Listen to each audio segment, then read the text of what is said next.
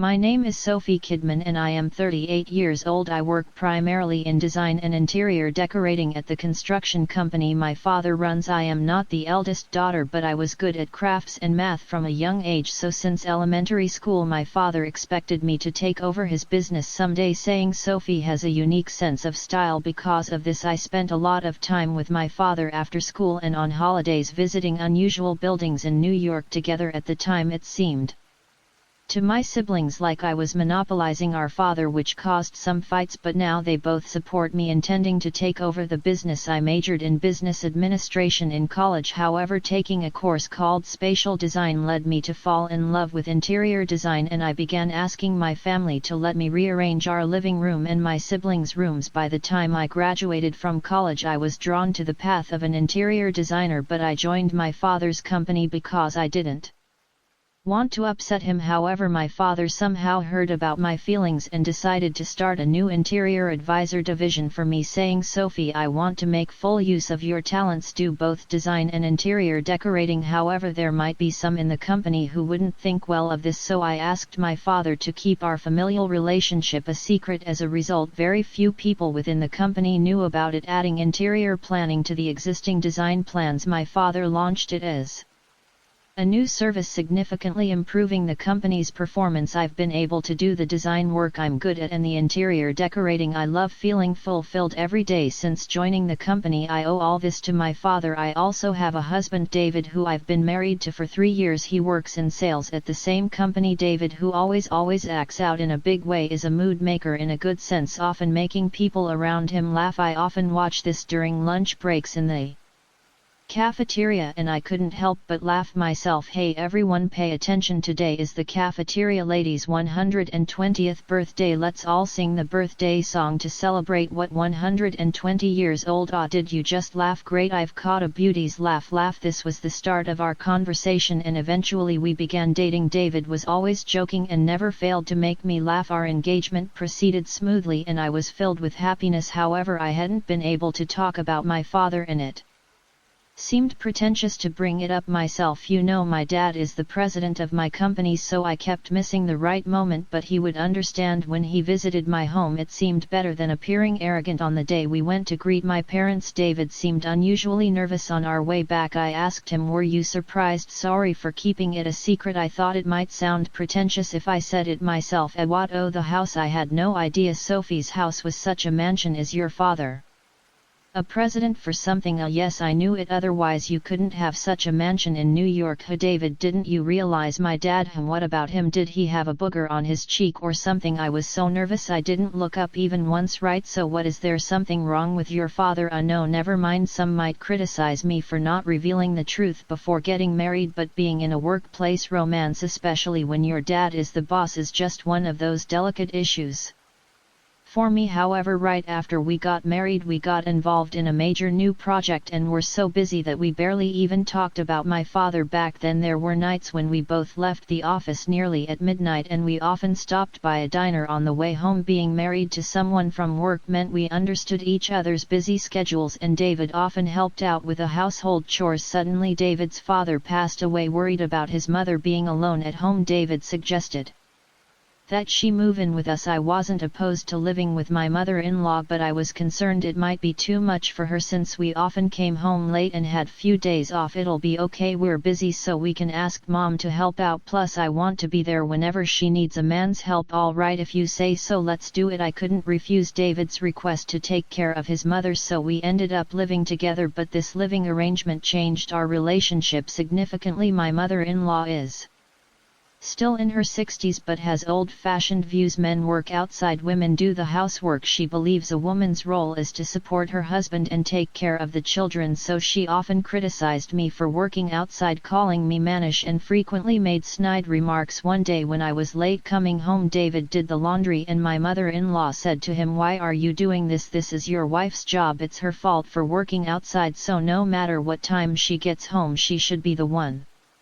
to do it. David told her times had changed, but she didn't like him defending me over her words. She snatched the laundry from him, saying now that she's in my house she won't have it easy anymore. I won't let my precious son do this because of her. Then David said to me, sorry, but mom said this. From now on can you do it? Sophie, wait, you know I'm busy with work too. I just wanted help when possible. I know, but we're going to live together from now on, so I can't let you and mom be at odds, right? She'll get used to our way eventually, so till then I reluctantly agreed to David's request. While groaning the next morning, I found that my mother-in-law had added her laundry to mine. She kept nagging, David can't even eat his wife's cooking, he has no lunch and dines out for dinner. What's the point of being married if you can't take care of your husband? You can't have kids because you work. Quit your job and have kids, maybe then you'll become a bit more feminine. She also repeatedly told him to quit his job to take care of her son, but I fought back. My dad expects a lot from me. He thinks I'll be president of the company someday, but since my mother-in-law didn't know my father was the company's president, she snapped back, you and your father are both fools. Initially David defended me, but eventually even he started making snide remarks after being brainwashed by her. The basics are when you wake up, your husband's breakfast and clothes should be ready. You're failing as a wife living together. I found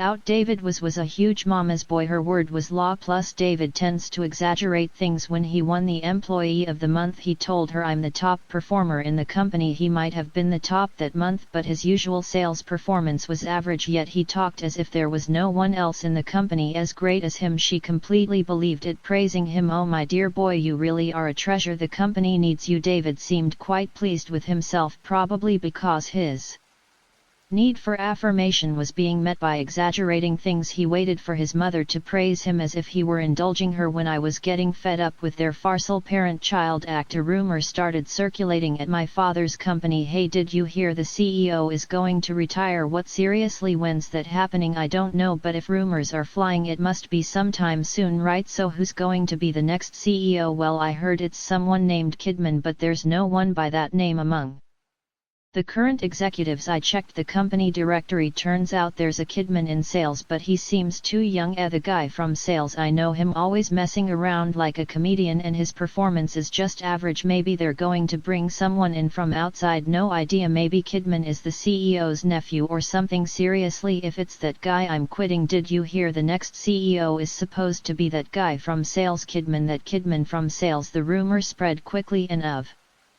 course it reached our ears too. Hey Sophie, did you hear about it too? The CEO's retiring and they're saying I'm going to be the next CEO. Yeah, you think so too? I mean, I don't even know the CEO that well, and I'm not old enough to be CEO, so at first I thought people got it wrong, right? But I looked at the employee directory and I'm the only Kidman. What about me? Come on, there's no way you, a woman, would be picked as CEO. It's got to be me, right? I did win Employee of the Month, must have caught the CEO's ear. I'm going to go tell mom. Wait, hold on, isn't that a bit premature? David ignored my words and happily went to tell his mother. A few minutes later I heard a shriek of joy, or rather a bizarre scream, from his mother's room in the next room. Then I heard the sound of someone running down the hallway, and before I knew it David burst into our bedroom where I was already getting ready for bed. What, are you sleeping? Forget up. Oh, what? Hurry up and get ready for what exactly? Obviously my son is going to be CEO. We got to celebrate. It's 11 p.m. You know, don't be silly. Your husband's going to be CEO. Stop your yapping and make some snacks or something for the drinks. No, mom, celebrating later is fine. I'm going to sleep now too. Oh really? I was thinking of celebrating maybe next time. Thanks mom. From the next day my mother-in-law's harassment escalated further. She seemed increasingly determined to prevent me from going to work, engaging in more underhanded nastiness. One day,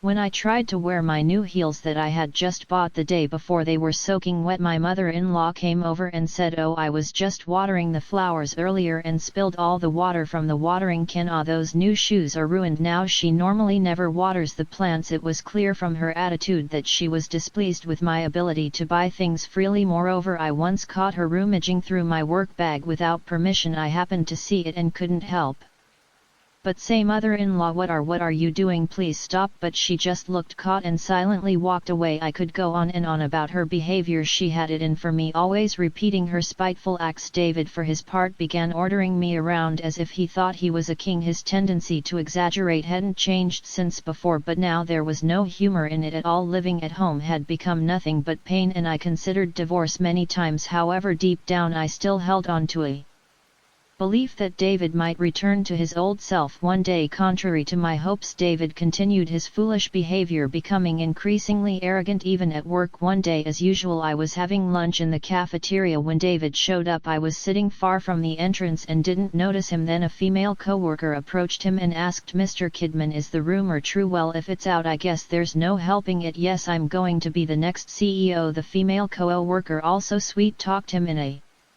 cajoling voice. "Wow, so the rumors were true. Congratulations, your wife must be thrilled, right?" I was beyond jealous. I was utterly disgusted with my foolish husband and left the cafeteria. Not just those present but also colleagues, juniors, and even David's superiors had come to dislike his domineering manner. Some even vowed to quit if David became CEO. David also made disrespectful remarks about me behind my back. "A woman who can't have kids is useless." "Wait, that's my wife, but no worries, I have Rachel. If a woman can't take care of me, I might as well dump her and marry Rachel once I'm CEO." David had made enemies of nearly everyone at work. Apparently someone had talked to the executives. The executives were shocked and quickly informed my father, the current CEO. I was called by my father, who scolded Dvork, that man, immediately. The talk of CEO is a serious issue, but as a father I can't forgive him for talking about Sophie like that. "Sophie, I know we haven't talked much lately because I've been busy. But does he act like this at home too?" At my father's words my patience snapped and I found myself in tears. Although I was afraid to say anything worse might happen, I wanted someone to hear about the harassment I had endured from my mother-in-law and David. Of course my father was furious. "Sophie, why didn't you say something sooner? If I had known, I would have taken you home immediately. To think I even allowed you to live with him, and he's been cheating too. Who does he think he is?" I was shocked to hear this. It was the first I knew of David's actions. I had hoped we could return to being a happy couple if David reverted to his old self, so the news hit me hard. But I'm not someone who stays silent. The shock gradually turned into anger, and I felt I needed David and his mother to take responsibility, so I asked my father to pick me up after I handled things myself. First, I needed to verify if David's affair was true. I hired a private investigator to look into it, and after a week we had gathered ample photographic evidence. As I suspected, the other woman was the same one who had approached David in the cafeteria. I decided to confront David about it over the weekend and told my father to be ready to pick me up afterward. On the day, I called David and his mother into the living room, where I laid the brown envelope with the investigation results on the table. Following my father's advice, I had also turned on the recording function on my cell phone beforehand. "Why do we have to adjust to your schedule? Really, this is too much." "Yeah, really, what's all this formality about?" "Well, take a look at this." Saying that, I showed them the photos from the envelope, specifically the ones of David and the female co-worker leaving a hotel. "Oh, it's Rachel." I was taken aback by my mother-in-law's unexpected reaction. "Wait, mother-in-law, you know this girl? Know her? She's David's girlfriend, right?" "Right, David." "Ah, true, it's Rachel. What, we just went out to dinner, the three of us. Rachel is such a lovely girl." "Wait, mother-in-law, you knew David was having an affair, and David, you dare say it's Rachel so nonchalantly? After having an affair, you both have completely different words for me. That's just your point of view. Besides, an affair, don't say such horrible things. If David doesn't love you anymore, it's only natural he'd go to another woman, right? Just because David doesn't love me anymore, it's not an affair. What about my feelings?" "Your feelings? They're none of our business. If anything, it's your fault for not caring about David enough." "I didn't care enough all this time. It's just been your selfishness. I am not your slave, nor do I deserve to be belittled." "Oh, look at you barking like that. Rachel here, she's going to quit her job and take care of David as a full-time homemaker once he becomes CEO. Isn't she capable, unlike you?" I just glared silently at my mother-in-law. "Oh, scary. Hey David, you've been quiet. Do you have anything you want to say?" "Anything to say, Mom? Just said it all." What I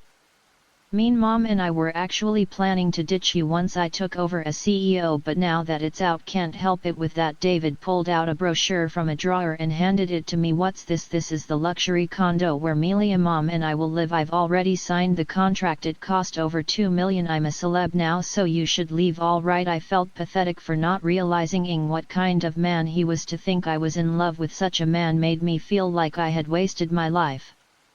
Understood. I'll get ready to leave now, but one last thing, I will never forgive you too. I will sue you for emotional abuse, adultery and defamation. Well, go ahead with David's power. It'll be easy to squash this. Keep barking if you like. Is that so? I hope you won't regret it. I called my father and asked him to pick me up. He was waiting for my call and said he'd come right away. 20 minutes later the doorbell rang and my mother-in-law opened the door. It's Sophie's father. I've come to pick her up. Ah.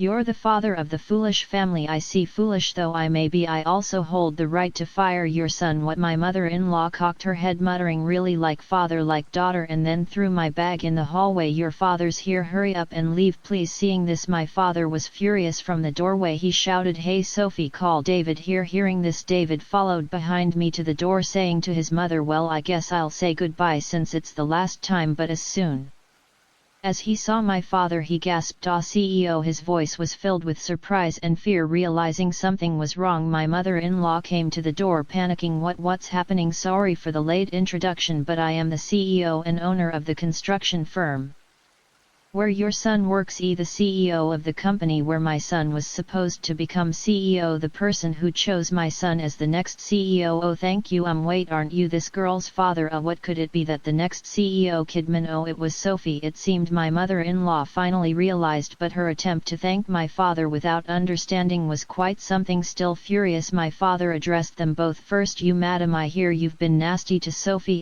No, right Sophie, I was a good mother-in-law, wasn't I? No, you've been nothing but cruel and abusive from the start, and you let me say this as Sophie's father. How can you as a man order a woman around, treat her poorly, and even have an affair? I'm well aware of the rumors at work. You think I'd make someone with your average performance the CEO? Is that true? David, you said no one at work could match you. Well Mom, let's save that for later. And I've heard you've been saying Sophie is useless because she can't get pregnant. That I didn't. There are plenty of witnesses. I'm sorry, even if she wasn't my daughter, this would still be a clear case of sexual harassment. Moreover, many in the company dislike your work attitude. Some have even quit. Our company does not tolerate any form of sexual or power harassment. You are terminated for compliance violations effective today, and no, there will be no severance pay. David, unable to leave it at that, chased after my father, apologizing profusely. As for my mother-in-law, she collapsed on the spot in a daze. The curtain finally fell on the ridiculous act, and I felt utterly refreshed. To the two of you, don't forget the alimony. Oh, wasn't David going to squash that once he became CEO? I mocked them and left the scene. Later I filed for damages against David, my mother-in-law and Rachel. I was initially worried about claiming from my mother-in-law, but thanks to the recordings from the day of reckoning, her complicity in the affair and extreme harassment were acknowledged, and I was able to make the claim successfully. In truth, my resentment towards my mother-in-law is stronger than towards David, and I feel relieved that I was able to hold her accountable. It seems Rachel has heard the situation from David. She resigned from the company on her own and has already paid the $30,000 in damages in full. According to rumors, Rachel, who approached David for his status, has broken up with him. Well, that's old news now. David must have realized she was after his status too. Regarding David and my mother-in-law, they haven't paid a penny of the damages yet. They probably don't have the money. I heard from our legal advisor that my mother-in-law fully believed David's story about becoming CEO and had bought several expensive pieces of jewelry on credit. The payments are high each month, and she's unemployed now since David was fired. Even their living expenses have dried up and they're at a loss. David also faces millions in cancellation fees for the condo he contracted, and combined with the damages, his debts exceed $200,000. However, that's none of my concern. I don't care about the money, but I do want them to fully face their responsibilities. If they don't pay, I'm prepared to take them to court. As for myself, I'm finally free from their malice and can approach my work each day with a serene heart, my father included. I've caused quite a bit of trouble for everyone at the office. Knowing some of the fault lies with me, I discussed with my father how I could apologize without making it obvious, and he suggested why not offer free lunches in the cafeteria until you feel the issue is resolved. I wholeheartedly agreed. I immediately contacted the cafeteria service to arrange for the $330,000 from Rachel to cover the costs. This unusual event was a huge hit with the staff. The budget of $330,000 lasted less than a week. In good and bad, this has been a big learning experience for me. While I'm not yet like my father as the future CEO, I need to tighten up and set a good example for our employees. This has only strengthened my resolve.